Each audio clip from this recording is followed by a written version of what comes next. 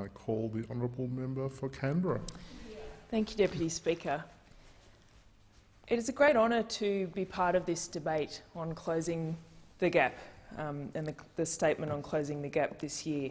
And I want to make my own acknowledgement that we are meeting, as this parliament does every day, on the land of the Ngunnawal and Ngambri people, and acknowledge their contribution to our community and region, and acknowledge their elders past, present and emerging. It is a great honour to follow many of the speakers in this debate who have devoted their lives to reconciliation and to closing that gap in the lives of Indigenous and non-Indigenous Australians. And I want to acknowledge the Minister for Indigenous Affairs and the Shadow Minister, the member for Barton, who spoke before me, and also the member for Lingiari, who in his many years in this place has worked very hard on this issue. It is an honour to be on our Labor First Nations Caucus Committee with the member for Barton and Senators McCarthy and Dodson, and to work with them on these issues. And it was a particular honour on Reconciliation Day here in the ACT to host a panel discussion on reconciliation with Senator Dodson, Senator McCarthy and the member for Barton, and hear their views on reconciliation and very much so the importance of the Uluru Statement from the Heart to this. As we look at closing the gap each year, it is a shame on this nation the depth of the gap that is experienced between First Nations people and other Australians. And this year is no different. Of 17 targets, only 3 are on track to be met. And as the member for Graindler, our leader, has said in his statement, a gap is something that is easily crossed or closed. The unflinching litany of lopsided statistics before us makes it clear that this is a chasm. Young Indigenous Australians are 24 times more likely to be incarcerated than their non-Indigenous peers, and they make up 100% of children in detention in the Northern Territory. Indigenous Australians are the most incarcerated group of people on this earth, and that is a shame on this nation and this parliament.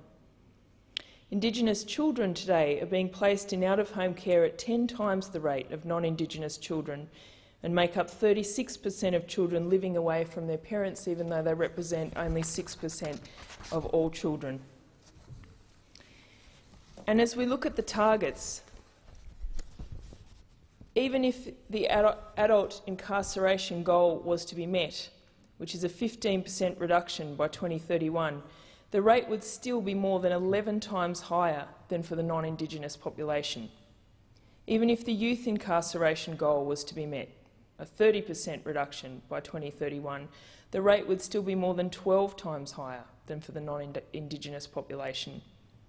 And even if the out-of-home care goal for children was met, a 45% reduction by 2031, the rate will still be 5 times higher than that for the non-Indigenous population. And there isn't even a defined suicide reduction goal, but there are a range of trajectories from a 20% to a 75% reduction. As the member for Barton has said, we must not become desensitised to this level of deprivation. As others have also talked about, what is central to solving these problems, as we see after years of looking at the closing the gap targets every year, is we need to do it differently.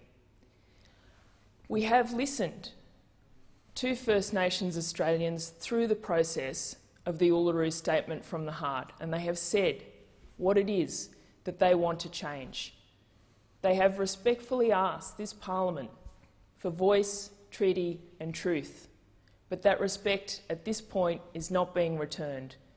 We are not truly listening to First Nations Australians until we implement this in full, and that will help to address these problems.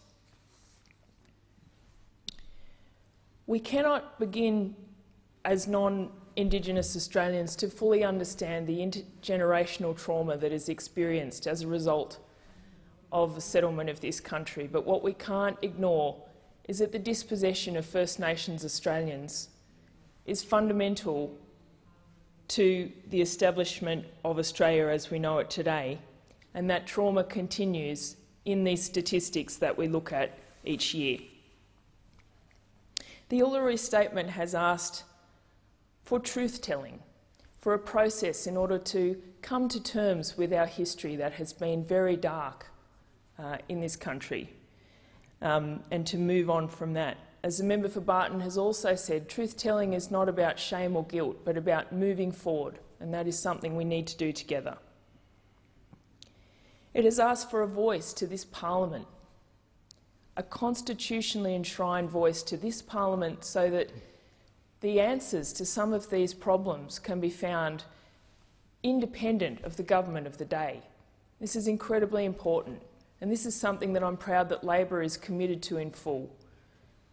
And I call on the government and the Greens Party to follow in this. This is incredibly important to address these issues, that the voice is enshrined in the Constitution and gives a meaningful voice to this parliament on how to address the trauma and the issues facing First Nations people today.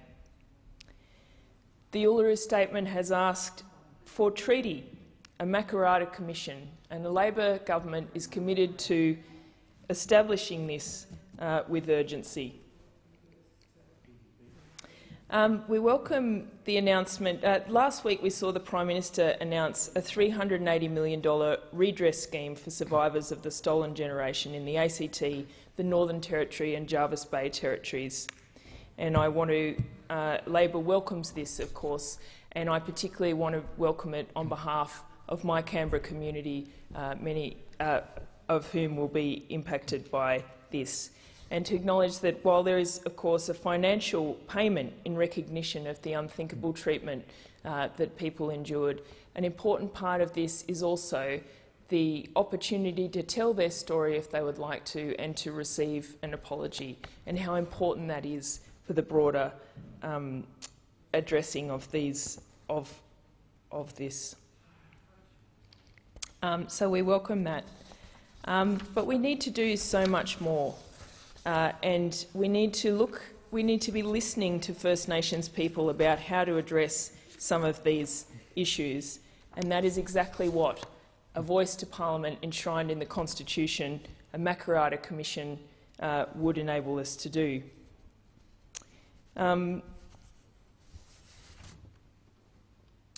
There are proven ways to reduce the causes of incarceration and deaths in custody.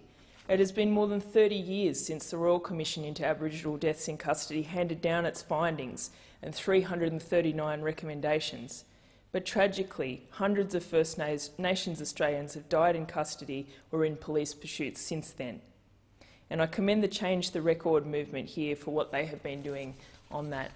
Of course, a key issue linked to the incarceration of Indigenous people in Australia is the age of criminal responsibility.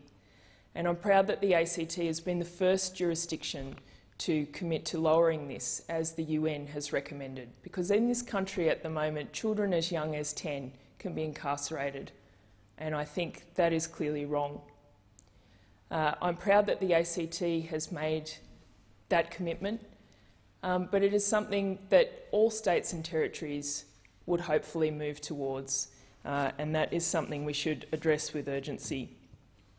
There are proven ways to reduce the causes of incarceration and deaths in custody, and Labor has announced a plan to turn the tide on incarceration and deaths in custody, building on the success of the existing justice reinvestment programs in Bourke by tackling the root causes of crime and reoffending, which include rehabilitation services, family or domestic violence support, homelessness support and school retention initiatives.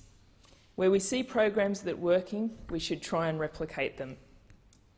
Labor will provide specific standalone funding for Aboriginal and Torres Strait Islander legal services to ensure First Nations families can access culturally appropriate, timely and fair legal assistance before, during and after all coronial processes. And Labor would ensure that deaths in custody are nationally reported in real time. And it is extraordinary that in 2021 this counts as an innovation. Deputy Speaker, in 1967, First Nations people asked to be counted, and in 2017 they asked to be heard. I call on the government to implement the Uluru Statement in full. The question